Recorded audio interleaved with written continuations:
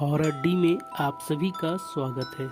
दोस्तों, अगर आप इस चैनल पर नए हैं तो इस चैनल को सब्सक्राइब कर लीजिए। जाकर हमारी दूसरी कहानियाँ ज़रूर सुनें, आप लोगों को बहुत ही मज़ा आएगा।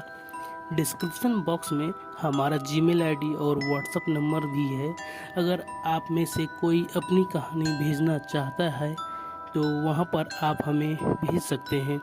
चलिए बढ़ते हैं कहानी की ओर। दोस्तों, आज की ये कहानी मेरे ही पापा की है। चलिए कहानी शुरू करते हैं। जब मेरे पापा छोटे थे, तकरीबन 15 या 16 साल के होंगे, वे बताते हैं उस समय उनके पास तकरीबन 10 से 12 गायें थी। रोज़ वे सुबह चराने लेकर जाते थे और शाम होने से पहले सब गायों को वापस ले आते थे। एक शाम उनको आने में लेट हो जाता है। सूरज लगभग ढल ही चुका था। रास्ते में एक बहुत बड़ा पेड़ पड़ता था।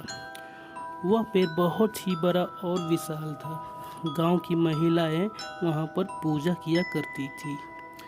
उस शाम जब मेरे पापा उस पेड़ के नीचे से गुजरे, थोड़े से आगे बढ़े थे, लगभग 100 मीटर बढ़े होंगे, उन्होंने पीछे मुड़कर देखा तो उन्होंने देखा 4 से 5 छोटे छोटे बच्चे उस पेड़ के नीचे खेल रहे थे। पापा को बड़ा गुस्सा आया। वे मन ही मन बोले, आज मैं ये लोगों को सबक सिखा के रहूँगा। ये लोग चढ़ाए हुए फल फूल प्रसाद को इधर उधर बर्बाद कर देते हैं। रुको जरा। पापा 2 कदम आगे बढ़े और जोर से डांटते हुए बोले, कौन है रे? शाम को क्या करने आया है? भाग यहाँ से। पापा की आवाज़ सुनकर वे बच्चे जहाँ थे वहीं अचानक खड़े हो गए, मानो सब जम गए हो, और पापा की ओर सब घूर घूर कर देख रहे थे। पापा बोले, रुको, अभी तुमको बताता हूँ। और पापा आगे बढ़ने लगे। पापा को आगे बढ़ते देख सभी बच्चे पेड़ के पीछे जाकर छिप गए। पापा बोले, कहाँ छिप रहे हो? आज तुमको बताता हूँ। जैसे ही पापा पेड़ के नज़दीक पहुँचे, सभी बच्चे अचानक से पेड़ पर चढ़ गए। मेरे पापा बोलते हैं, जैसे छिपकली दीवार पर चलती है, वे सब बच्चे उसी तरह पेड़ पर चढ़ गए। पेड़ पर इस तरह चढ़ते देख मेरे पापा समझ गए, ये कोई इंसानी बच्चे नहीं हैं, ये कुछ और है। मेरे पापा बहुत ही घबरा गए। उनके पैर डर के मारे जमीन से हिल ही नहीं रहे थे। फिर भी वे कोशिश करके भागे। पेड़ का एक एक डाल जोरों से हिलने लगा, मानो अब पेड़ उखड़ जाएगा। गाय भी डरकर भागने लगी। पापा कुछ दूर दौड़कर भागे ही थे कि पेड़ से पत्थर बरसने लगी। गाय इतनी डर गई थी कि वे सब पापा को छोड़ बहुत दूर आगे भाग गई। पत्थर कभी पापा के आगे गिरता तो कभी पापा के दाएं या बाएं गिरता, लेकिन किसी को कोई नुकसान नहीं हुआ। पापा भागते हुए घर पहुंचे और सारी कहानियाँ मेरी दादी यानी अपनी मम्मी को बताई। पापा उस रात इतना डर गए थे कि वो 3 दिन तक बीमार रहे। उनको बुखार आ गया था। जब मेरे पापा ठीक हुए तो दादी बताती है, घबरा मत, वे सब कुछ नहीं करेंगे। तू घबरा मत, वे सब कुछ नहीं करेंगे।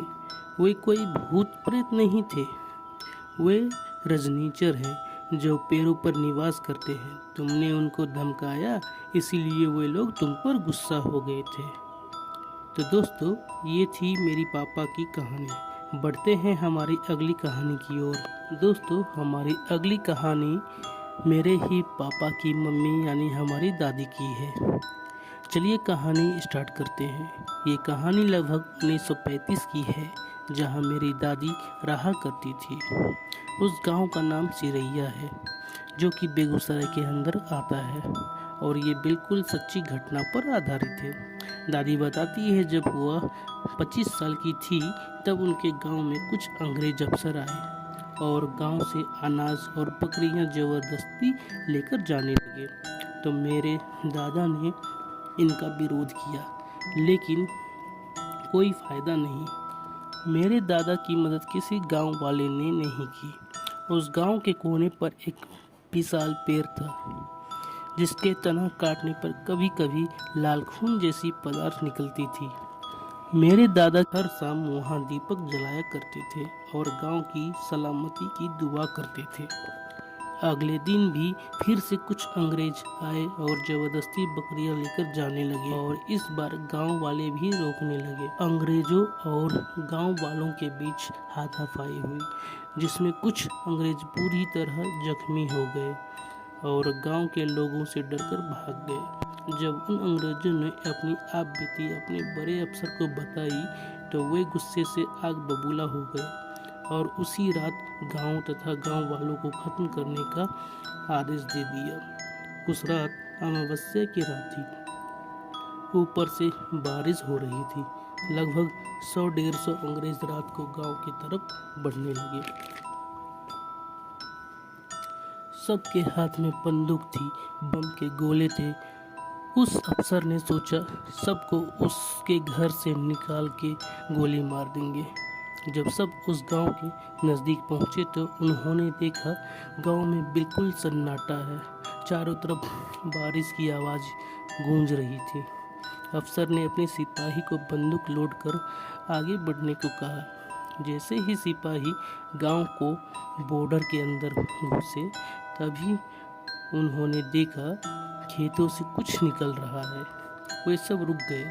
उन्होंने देखा बहुत सारे इंसान जैसे परछाई पेड़ से उतर रही है, नदी से भी निकल रही है तथा झाड़ियों से भी निकल रही है।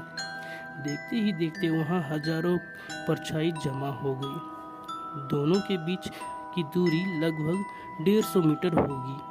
अफसर अपने सिपाही से बोला, लगता है हमारे आने का खबर इन लोगों को लग गया, इसलिए सब गांव वाले छिपकर बैठे थे। आपस में सिपाही बात कर ही रहे थे तभी गांव के कोने पर जो पेड़ था उस पेड़ के पीछे से एक औरत निकली जो कि सफ़ेद साड़ी पहनी थी। अंग्रेज अफसर ने अपने सिपाही को गोली चलाने का आदेश दिया। तभी एक जोरदार बिजली कड़की। उस बिजली की रोशनी से उन सिपाहियों के होश उड़ गए। उन्होंने देखा परछाई जैसे जो लोग खड़े थे उनके तो सर ही नहीं थे। सभी अंग्रेजी सिपाही और वह अफसर डर के मारे पीछे भागने लगे। गिरते पड़ते सब भाग गए। इतनी बुरी तरह डर गए थे कि वे लोग बंदूक फेंक कर ही सब भाग गए। वे समझ गए थे कि गांव की रक्षा और कोई नहीं गांव की देवी करती है। तो दोस्तों, ये थी हमारी आज की सभी कहानियाँ। उम्मीद करता हूँ आप सबको पसंद आई होगी। दोस्तों, इनमें से जो कहानियाँ आपको अच्छी लगी हो उसके बारे में नीचे कमेंट बॉक्स पे लिखना ना भूलें। चैनल पर नए हो तो चैनल को सब्सक्राइब किए बिना मत जाना। मिलते हैं हमारी अगली वीडियो में।